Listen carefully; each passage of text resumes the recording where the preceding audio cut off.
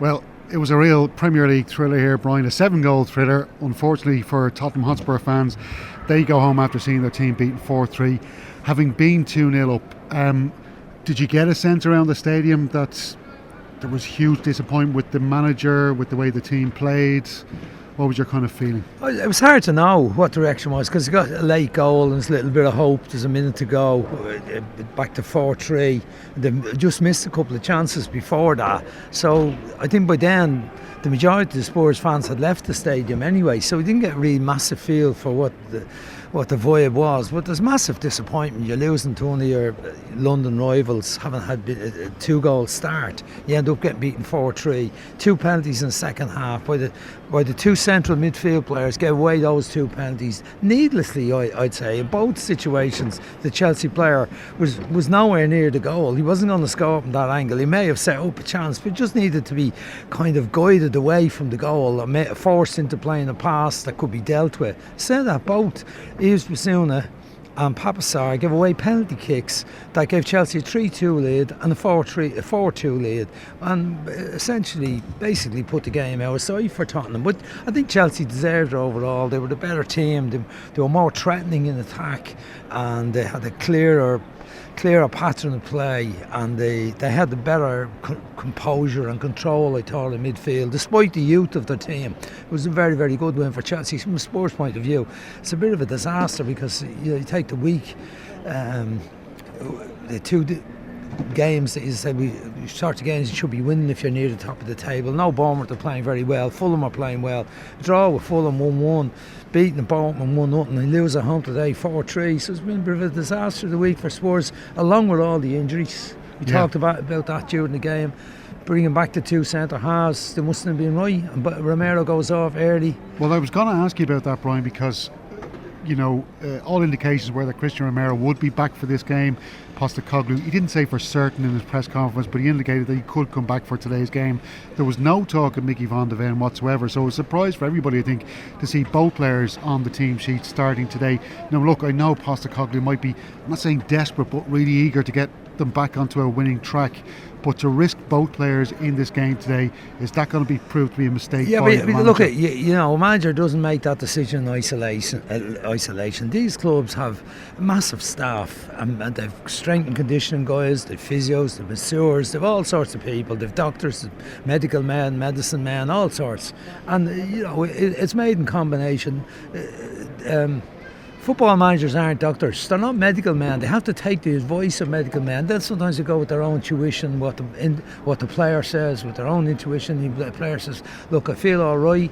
And they go through the testing process. I'm sure they didn't just throw Mickey van de Ven in on a hunch. I'm sure they had evidence from the testing they were doing at the training that he was back and fit. I don't know with Romero. It looked like Van de Ven's was recurrence of a hamstring one where that would have been too serious, but it was kind of like a precautionary one. We're not going to risk him.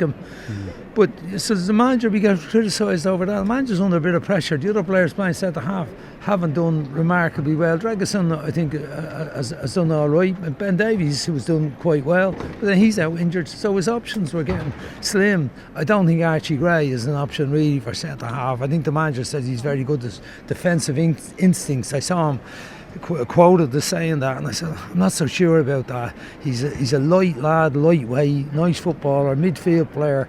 They've used him as full back, but I wasn't convinced by the look of him at centre half against Bournemouth in the last 20 minutes or whatever it was he played. So he's under pressure to get the centre backs back on the pitch, but it's a combination of things. The results not been good, an injury to Ben Davies, the 2 lads been key players, the crowd loved them.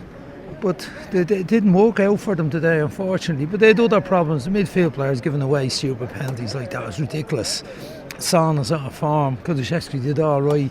Brendan Johnson, fullbacks, Udogie mixed game. Some good wins. Gave away the ball too easily, too often. And then the goalkeeping problem. Goalkeeper out injured, Vicario.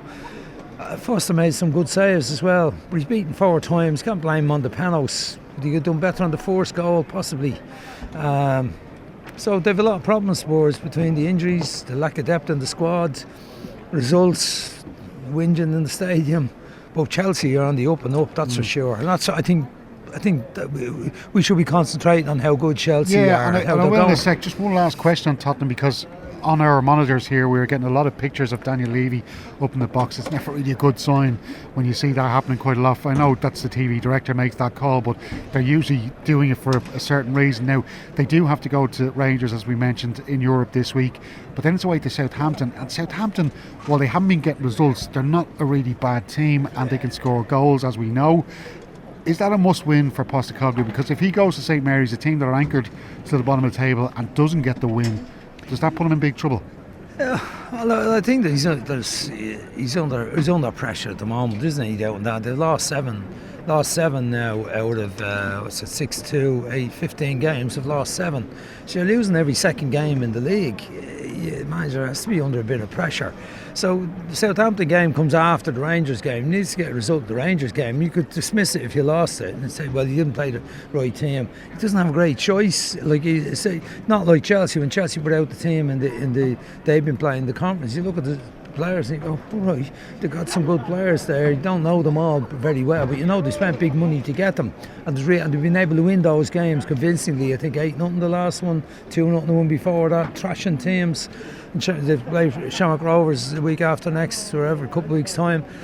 They have a strong squad. Spurs don't have that ability. If they picked a second team and left out the players that started today for the match in Rangers on Thursday night, well, what would you have? You'd have the young lad Bergvall that come on today, Archie Gray would play. There's not a lot of other players outside of that you'd say, oh well, he do a good job. But he may have to do that towards trying to get a result against Southampton, put out a different group of players. But they don't have depth to the squad, so he's under pressure before he plays Rangers and before he plays Southampton. Enzo Maresca made 7 changes. At half time he wasn't happy. He made one player change and then a couple of positional switches. A bit like Arne Slot, I suppose, who's been praised for being able to react in game and to make changes to turn a game his way. Is that what you're seeing from Maresca as well? Yeah, I think the manager has done well. He showed himself to be a strong character pre-season. He didn't always come across a nice character, but he came across a very decisive character when he said he'd a big group of players training by themselves and training outside the main group. I think that's been eased over time. They got a few off the wage bill, Chalboa and Gallagher in particular. And then as the time has gone on, some of them, the likes of Reece James and Cobble, have worked themselves back into the squad. And because of the European games, they've needed to use more players. So they've had like 2 teams up until, I'd say, 3 weeks ago. And now it's a bit more mixture of a team. There's a bit more rotation going on for the Premier League games, not just for the European games. And we saw it today with the Eka not starting today. Levy is starting in the middle of the pitch. A couple of other little subtle changes. Jackson left out during the week. Jackson comes back in today. He's starting to trust more players were in the group. But the outstanding player for me today was Enzo Fernandez. He started in an advanced midfield position in the first half, and Caicedo playing right back. That wasn't working very well. He changed at half time, as you said, decisive change to put on Gusto at right back, move Caicedo in the middle of the field instead of Lavia. Then Cucurella became the extra midfield player at times in the second half. But Fernandez ran the game a bit. He got that really decisive equalising goal. What was the equalising goal, wasn't it? The Fernandez goal, the shot. That was the one that put them 3-2 up. Oh, that was 3-2. Sorry, the penalty was before that. It was the 2 penalties were either side of that goal. So a brilliant and decisive goal. But I felt he was running the game. I said to midfield, he bossed the game, played like a captain, sort of a style of a fella. I could see him looking around the fellas and telling them where to go. Would you call him box to box, like in the old tradition of Roy Keane? Yeah. In first half, his running ability and sprinting in behind the Spurs defence was really impressive for me. And then second half, he was a little bit further back. Cucurella was getting it up ahead of him. Caicedo was beside him. They were together more. But I thought it was a really good performance from him all through in the match. And Palmer was more of a threat. Sancho, as you said, out wide. And you know, the wingers, Neto on the other side, caused Spurs an awful lot of problems too.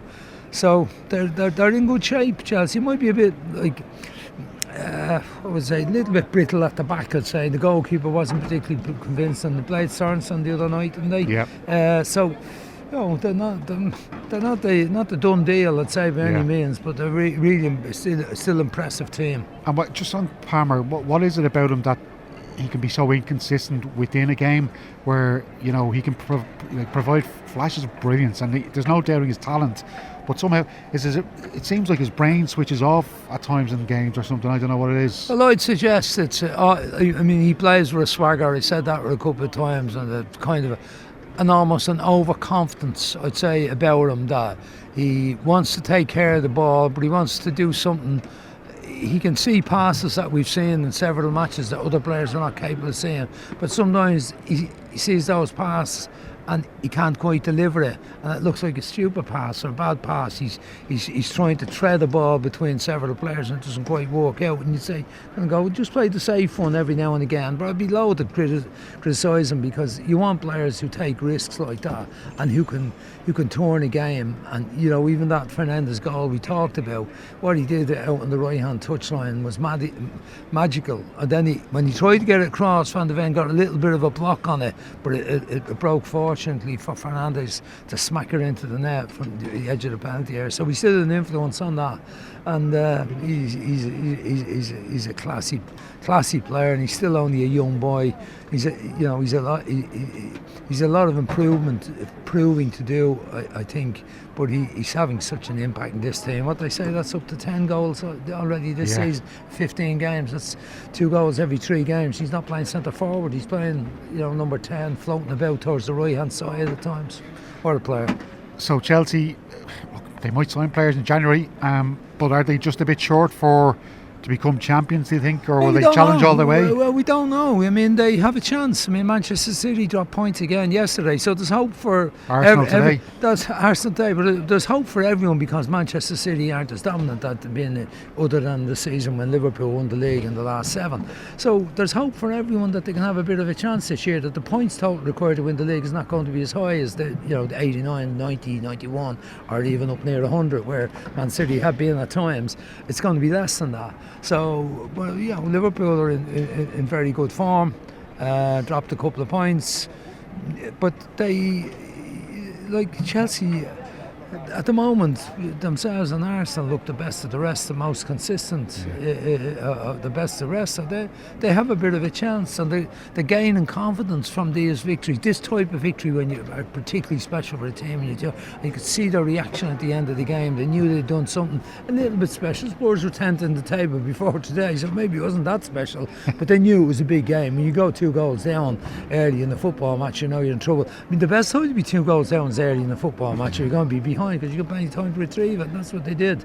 Just to finish, Robert Sanchez, he wouldn't exactly fill you with confidence, and I know you mentioned him during the game. Could Chelsea go looking for a keeper in January, and could they maybe look up towards Anfield? Well, that's an interesting suggestion. I'm talking about Queeveen Keller, of course. Well, the area of his game that looked a bit short today, Sanchez, was distribution. When he tried to build it up through Badiashile in the right back position, and then when it went back to him, and Solanke's putting him under a bit of pressure, he didn't look so comfortable on that side of the game. That was his weakness. So then in the rest of his game, he made a couple of saves. He didn't have too many other saves to make. Where you look at Queeveen, he rarely makes a mistake in possession. He's very cool. His distribution is excellent, and he's proved to have been a great shot stopper as well. So he's been excellent. So maybe it's a possibility. I mean, would Liverpool let him go halfway through the season? Given how their goalkeeper is inclined to get injuries, Alisson's inclined to get injuries, I think they'd be loath to let him go. I know they have the other lads waiting to come in, the Georgian goalkeeper, but they, I don't think maybe they can take him in January and let Queeveen go. I don't know. It's an interesting one, Stephen. You come up with a surprise one there for me, but nonetheless an intriguing one. And Queeveen Keller deserves to be number 1 choice for a team at a very good level, whether it's in the Premier League or another league in Europe. He deserves to get that opportunity. Thanks, Brian. Off to Manchester we go. Thanks, Stephen. Thanks. We got a week to make it. I hope it's drier.